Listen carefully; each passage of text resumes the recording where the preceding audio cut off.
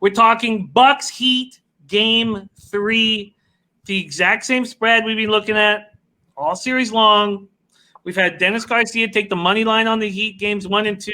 I've, Basafe taking the spread on the Heat games 1 and 2, and they've been really easy cashers.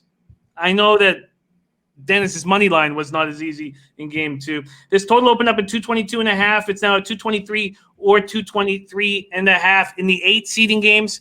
Bucks ran at a very fast pace, 106.74 possessions a game. They come into the playoffs, 102.93 possessions a game. In this series, 98.75 possessions a game, which means the Heat are dictating the tempo, not the Bucks. Will that change here? Because if I was coaching the Bucks, if I was Budenholzer, I'd be like, we've got to run them into the ground, sprint, sprint, sprint. We've got to completely change the pace because the pace that's going on right now is not working. Heat are 6-0 in the playoffs. Dragic has been a monster. 20 points in all 6 playoff games. We know he's got knee issues. You've got to run Dragic into the ground if you want to beat him. Yeah. No Iguodala. So bang him up, yeah. Is Bam going to be the one that's going to have to defend the Freak, which means Butler's going to have to help out on the Freak, which means Butler's going to focus more of his energy on defense. With Iguodala out and thinking that these Bucks are going to try to run, is this a spot for the Milwaukee Bucks? Let's go to our Dutch boy fresh. Game 3, Bucks Heat. Okay. Well, to answer your question, Jimmy, I do believe it is a spot. It's a must-win for the Bucks.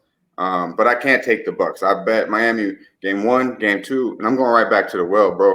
I got to take the 5.5. You said they are 6-0 in the bubble. They actually 6-0 ATS in their last 6, 7-3 last 10 ATS. That's Miami, of course. Milwaukee 5-5 in their last 10 ATS, 1-4 straight up, and ATS in their last 5 against Miami. And watching this game, to me, Miami is the better team. They look like the 1 seed. They have the better coach. They have the better players, role players, better shooters. Like you said, they're controlling the pace of the game. There's just no way I could bet the Bucks, especially at a 5.5. I just don't see it. I do think that it's a must-win for them. I do think they can win this game, but I'm taking the 5.5. I have to. Okay, before we move on to hear C-Mac, what does Iguodala out of the lineup do for you and your belief that, and I agree with that, they've looked like the number 1 seed? What does Iguodala out do for that?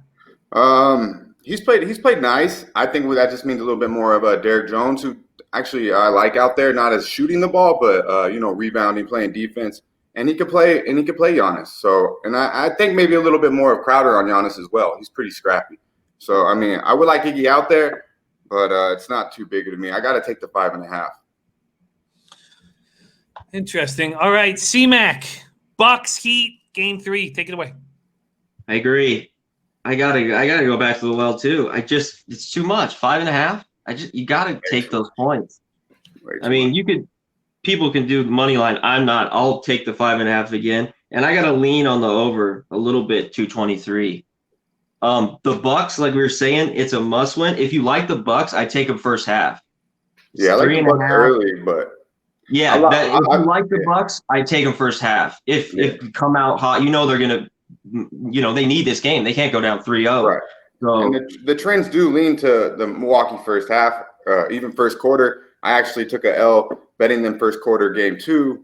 That didn't go too well. But I just can't back Milwaukee to what I've seen. They do need to win today. I don't believe they'll get swept. I actually took Miami in 6 at plus 700 after game 1. I don't know if it's going to get to 6, but I know they're not. I don't see Milwaukee getting swept. But I just 5.5 points. There's no way Milwaukee, from what I've seen, is 6 points better than Miami. Totally agree. Well, I don't disagree. It sounds like you do, Jimmy, though. I don't. It really you like does. that first half that I was talking about, though? If you like the Bucks, coming out. I'm going to bet the Bucks first half. Okay, that's what I okay. Fourth quarter, they fall apart. So that's what I see. I'm also going to bet the Bucks team total over. Okay. Because I think that there's only one thing for Budenholzer to do. We saw Nick Nurse do it after the Celtics beat us. You have to completely change the script of what you've been doing, and you can't let the Heat dictate the pace. And the fact that the Bucks are with a pace of 106 possessions game in the 8 seeding games and 107 in the regular season. There were times where they were 108 when you went to like last 5 games pace, and now they're at 98. That can't happen. And I would look into the eyes of my players, and I would say, stop being little bitches, because that's what you're playing like. You have to dictate the pace. Don't let them bully you around. Are you guys little bitches? I'd walk up to each one and say, are you a little bitch? And if they didn't say no right away, open hand slap in the face. Next. Yeah. But I mean, in game 2, they shot 85% from the free throw line. That's Milwaukee. Giannis went 9 of 13. I don't see that happening again, and they still lost. So, I mean, they shot 54% in game 1. That's a little bit more realistic when Giannis is shooting that many free throws. He went 4 of 12, game 1, 9 of 13. See it evening out a little bit more game 3. And he had 29 and, 10 of 18 from the field. So it's not like he had a bad game. Yeah. I hear you.